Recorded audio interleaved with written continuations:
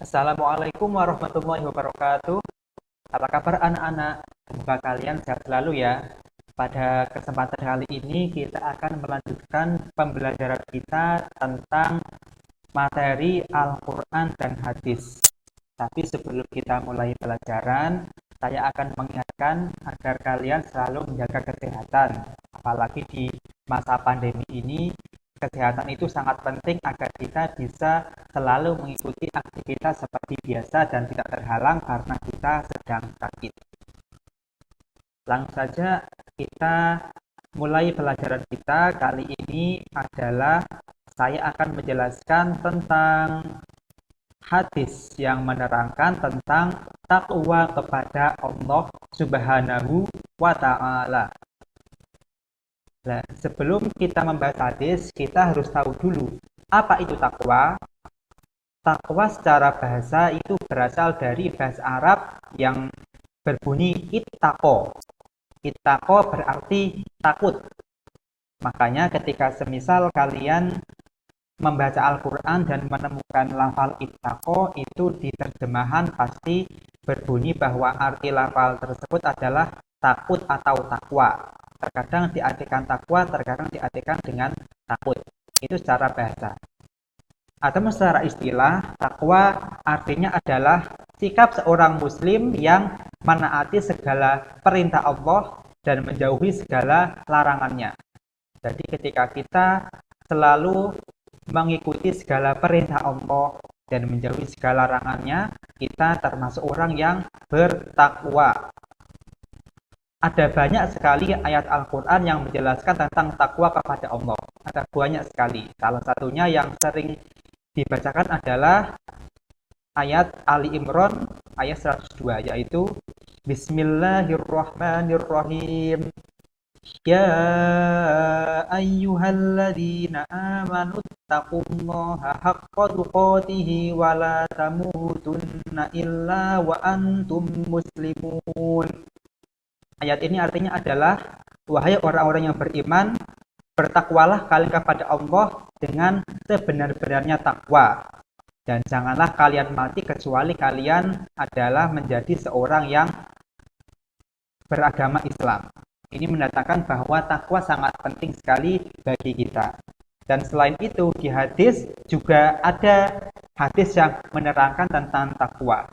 Dan pada kesempatan kali ini, pada pelajaran hadis kali ini, kita akan membahas salah satu hadis, yaitu hadis yang diriwayatkan oleh Abi Dzar.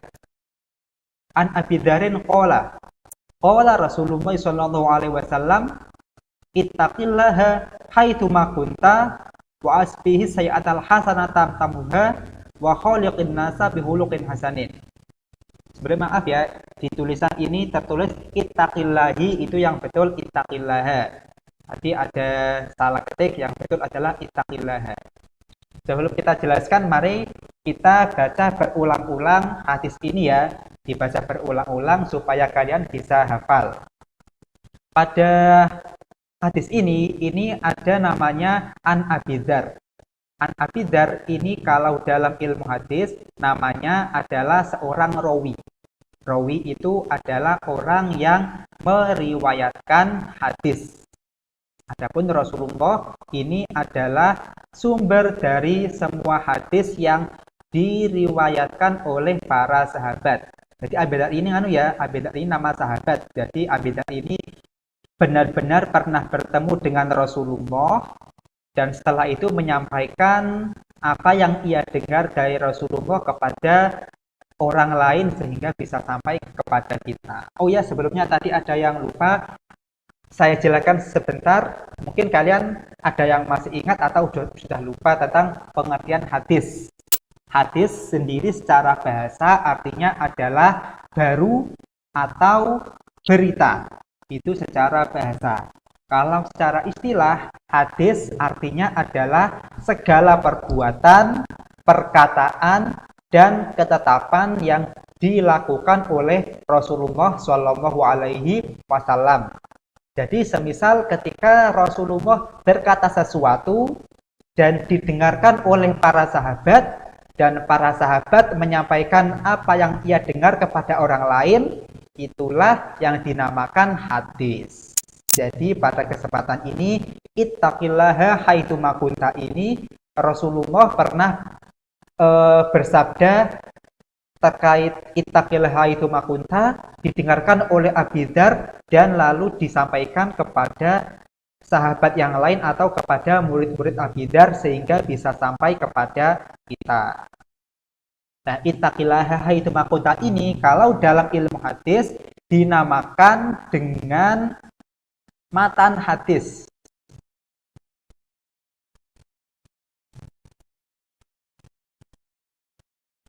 Dinamakan dengan matan hadis ya. Ittaqillaha haitsu makunta. Nah, sekarang kita coba baca bersama-sama. Kalian menirukan ya, ditirukan apa yang saya ucapkan sehingga nanti dibaca berulang-ulang, harapannya nanti bisa hafal. Dan kita dalam membaca ini hanya membaca matannya. Untuk rawinya tidak hafal dulu gak apa-apa, yang penting kita tahu bahwa yang meriwayatkan adalah Abi Dzar. Lalu kita bersama-sama coba menghafalkan hadis tentang takwa ini. Dihafalkan matannya atau isi hadis. Jadi matan hadis itu maksudnya adalah isi hadis yang bunyinya ittaqillaha ini. Yuk kita baca bersama-sama. Ittaqillaha haitsu ma kunta. Ittaqillaha haitsu ma kunta. Ittaqillaha haitsu ma kunta. Wa asbi'is sayyatal hasanata tamhuha. Wa asbi'is sayyatal hasanata tamhuha. Wa asbi'is sayyatal hasanata tamhuha. Wa khaliqin nasa bi khuluqin hasanin. Wa khaliqin nasa bi khuluqin hasanin. Wa khaliqin nasa bi khuluqin hasanin. Seperti itu ya. Coba nanti kalian dibaca lagi berulang-ulang supaya bisa hafal. Hadis ini diriwayatkan oleh Imam At-Tirmidzi. Jadi ada di kitab yang bernama yang dikarang oleh Imam Tirmidzi. Kalau nggak salah kitabnya namanya Sunan At-Tirmidzi. Adapun arti dari hadis ini adalah hadis ini diriwayatkan dari Abu Dzar radhiyallahu anhu. Ia berkata Rasulullah SAW bersabda, yang sabdanya isinya adalah bertakwalah kepada Allah dimanapun kamu berada, dan iringilah perbuatan buruk dengan kebaikan, niscaya kebaikan itu akan menghapusnya, dan bergaullah kepada manusia dengan akhlak yang terpuji. Itu adalah arti dari hadis tentang takwa yang kita baca bersama-sama tadi.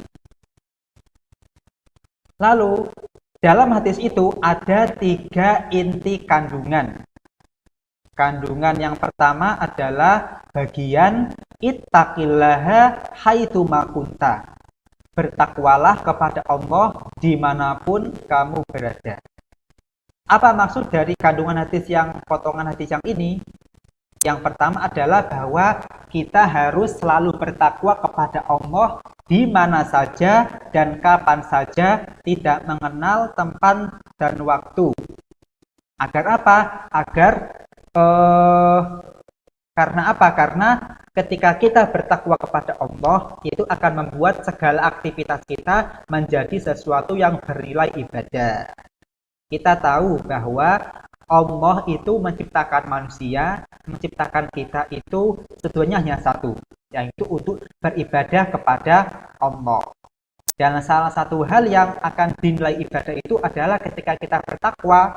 Kenapa kok bisa seperti itu? Karena semisal ketika kita bertakwa kepada Allah, berarti kita juga selalu sadar bahwa Allah itu selalu melihat kita dimanapun kita berada.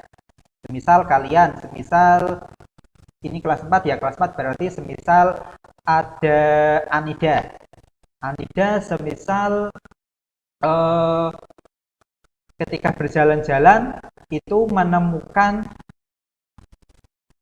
hal yang menghalangi di jalan, semisal jalan ada pecahan kaca. Nah, itu kan kalau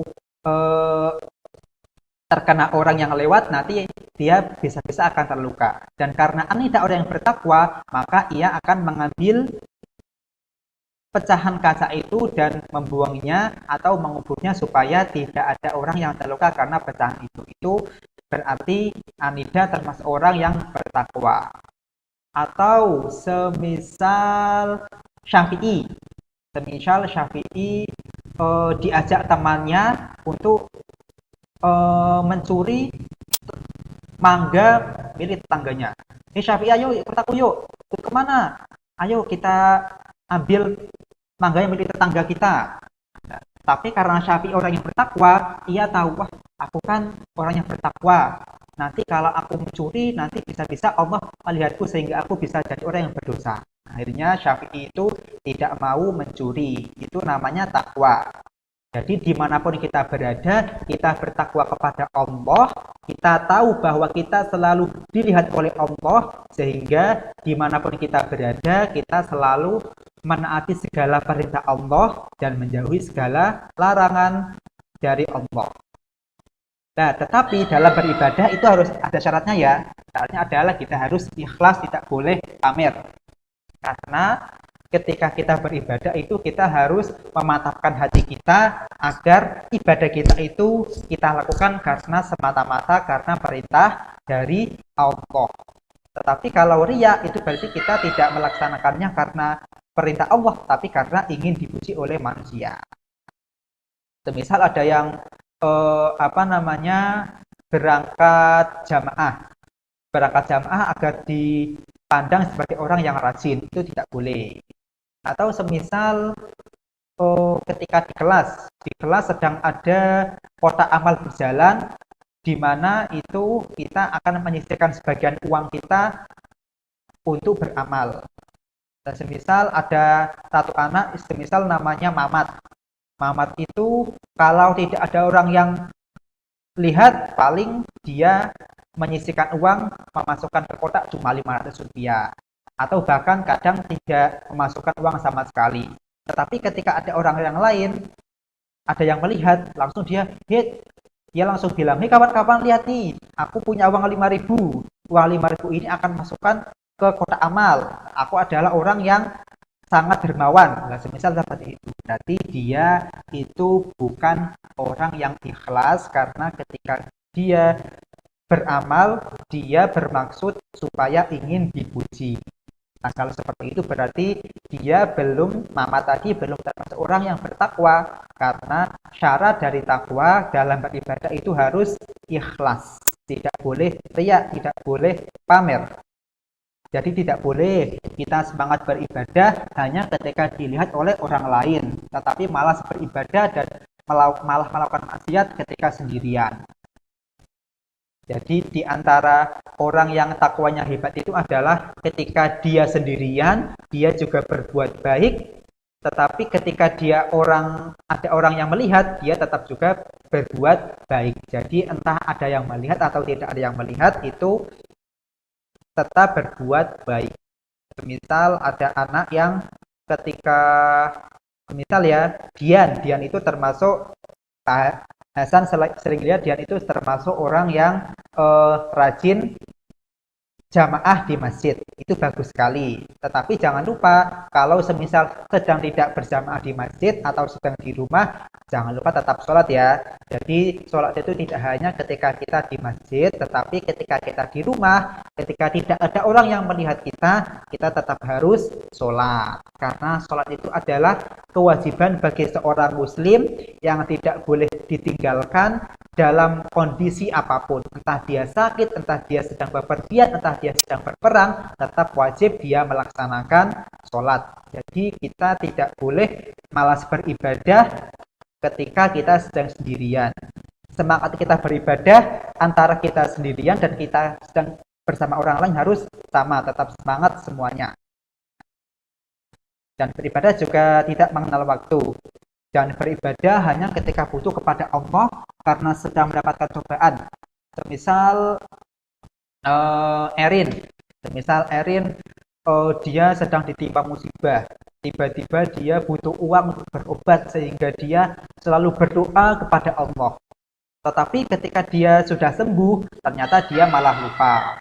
Atau semisal ada anak yang ketika sedang kesusahan selalu beribadah di masjid, selalu berzikir.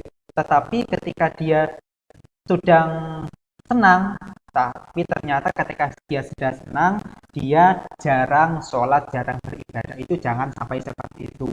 Beribadah tidak mengenal waktu, malahan ketika kita mendapatkan kenikmatan, itu jangan malah ibadah kita kendor. Kita harus meningkatkan ibadah kita ketika kita mendapatkan kenikmatan sebagai apa? Sebagai bentuk rasa syukur kita kepada Allah.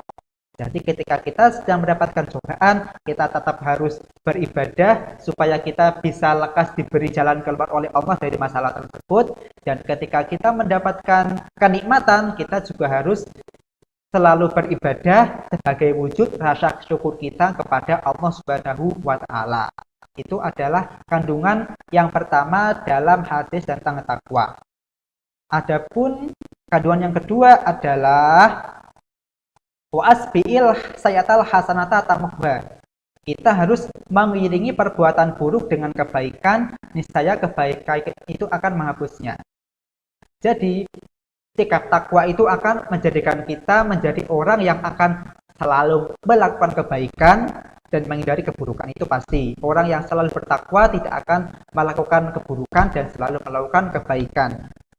Tetapi yang namanya manusia pasti pernah berbuat salah. Tidak ada satupun orang yang pernah berbuat benar, pasti pernah berbuat salah. Rasulullah saja pernah berbuat salah. Tetapi bedanya Rasulullah ketika beliau berbuat salah, itu salahnya hanya kesalahan kecil, tidak kesalahan yang sampai membuat beliau berdosa. Itu pun ketika beliau berbuat salah, langsung diingatkan oleh Allah.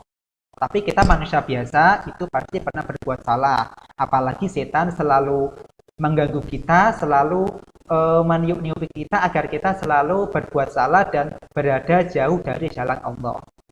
Nah, karena manusia pasti berbuat salah, bagaimana cara kita, bagaimana sikap kita ketika kita berbuat salah? Kita pertama harus sadar kalau kita berbuat salah.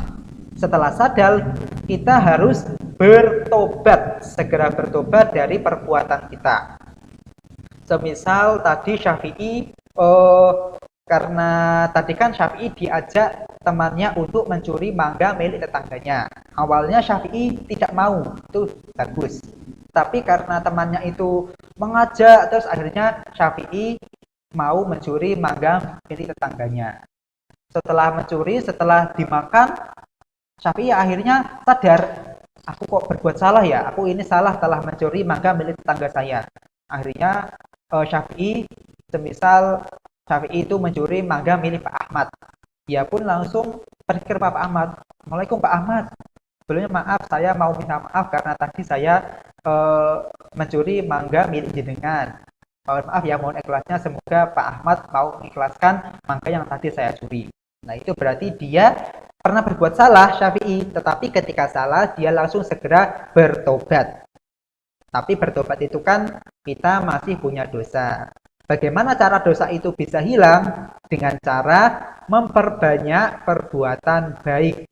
Karena perbuatan baik itu bisa menghapus perbuatan buruk yang pernah kita lakukan.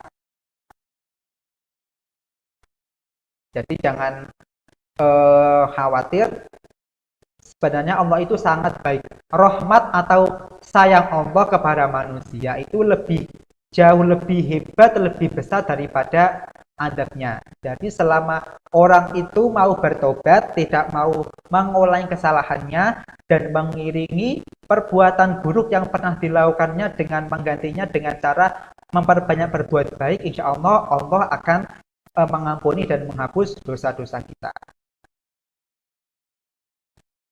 Yang ketiga, kandungan hadis yang ketiga adalah wa khaliqin nasa bi khuluqin hasanin, yang artinya bergaulah kepada manusia dengan akhlak yang terpuji. Salah satu praktik bertakwa kepada Allah adalah berbuat baik kepada orang lain dan selalu memperlakukan mereka dengan akhlak yang terpuji. Itu adalah ciri-ciri yang bertakwa itu adalah akhlaknya terpuji. Kalau ada anak yang nakal, berarti pasti dia bukan orang yang bertakwa. Tapi kalau ada anak yang baik, kalau orang tuanya minta tolong langsung membantu, kalau temannya sedang kesusahan juga membantu, tidak suka mengajak temannya, ketika temannya kesulitan juga mau membantu, bukan malah mengganggu, itu berarti dia termasuk orang yang punya akhlak yang terpuji. Kalau dia punya akhlak yang terpuji, itu berarti dia mempunyai salah satu ciri-ciri orang yang bertakwa kepada Allah. Nah, contoh akhlak yang terpuji terhadapnya kelas, misal salah satunya membantu teman yang kesusahan. Ketika teman kita sedang kesusahan, kita harus membantunya. Jangan malah dipoyoki, jangan malah dihina. Misal ada teman yang sedang berlari tiba-tiba jatuh, tidak ditolong malah ditertawakan. Nah, itu tidak boleh. Ketika ada teman yang kesusahan salah yang jatuh, ya ditolong, dibantu untuk berdiri, jangan malah ditertawakan. Itu tidak boleh. Kalau ada yang tertawa ketika temannya kesusahan, itu berarti dia tidak punya ciri orang yang bertakwa. Jadi semisal siapa namanya Yusuf dan Mahmud, ya, Yusuf dan Selamat Tribadi. Yusuf dan Selamat Tribadi itu dia Selamat sedang berlari, tiba-tiba dia jatuh. Nah, seharusnya Yusuf itu membantu Selamat berdiri, bukan malah mentertawakan Selamat. Itu contoh dari membantu teman yang kesusahan. Lalu ketika ada teman yang sakit, harus dijenguk, minimal menjenguk. Syukur-syukur kalau menjenguk, selain menjenguk juga dengan cara membawa oleh-oleh, itu malah lebih bagus lagi. Tapi sudah mau menjenguk teman pun itu sudah termasuk salah satu akhlak yang terpuji dan mempunyai ciri orang yang bertakwa kepada Allah. Lalu ketika teman kita berbuat salah, kita memaafkan. Jangan sampai kita kepada temannya, kadang soalnya teman itu berbuat salah, terkadang tidak disengaja. Jadi seperti itu, harus dimaafkan temannya ketika temannya berbuat salah. Nah, ini yang terakhir, tidak menyakiti dan mengejek temannya. Tidak boleh kita menyakiti, misal Yusuf memukul Said. Nah, itu tidak boleh, itu namanya menyakiti. Atau mengejek temannya. Karena Said dipukul oleh Yusuf, akhirnya Said menghina Yusuf dengan bilang semisal, Yusuf itu anaknya seperti ini. Aja tidak boleh mengejek temannya, tidak boleh menyakiti dan tidak boleh mengajak temannya. Itu contoh-contoh dari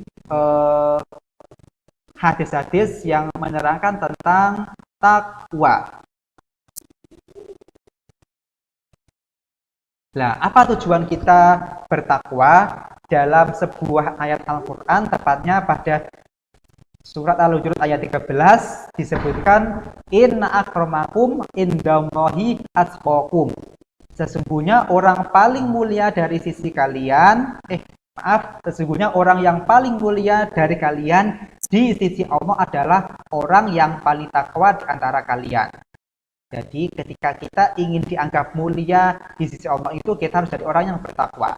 Jadi orang yang paling mulia di sisi Allah itu bukan orang yang kaya, bukan orang yang punya jabatan, bukan orang yang jadi konglomerat, bukan, tetapi orang yang paling takwa dilihat dari ibadahnya dan akhlaknya. Jadi semisal siapa ya? Semisal Zulaikha, Siti Nur Zulaikha. Siti itu orang yang sangat rajin beribadah, rajin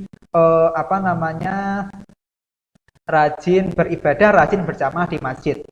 Tetapi ternyata ada semisal pejabat atau orang yang punya jabatan di Indonesia, semisal Pak Menteri. Nah, Pak Menteri ternyata meskipun dia menteri, ternyata dia itu malas dalam beribadah. Ya sholat tetapi jarang berjamaah. Itu berarti Pak Menteri meskipun dia punya jabatan yang tinggi, itu belum tentu derajatnya di sisi Allah lebih rendah daripada Siti Nur Zulaikha yang meskipun masih umur MI, orang kampung biasa, tetapi dia sangat rajin beribadah. Jadi intinya sikap kita takwa itu tujuannya adalah agar kita menjadi orang yang paling mulia di sisi Allah Subhanahu wa Ta'ala. Soalnya itulah tujuan kita hidup di dunia ini, agar kita menjadi orang yang mulia baik di dunia maupun di akhirat. Sekian dari saya, kurang lebihnya mohon maaf apabila ada perkataan yang salah atau kurang menyenangkan. Saya mohon maaf yang sebesar-besarnya. Wassalamualaikum warahmatullahi wabarakatuh.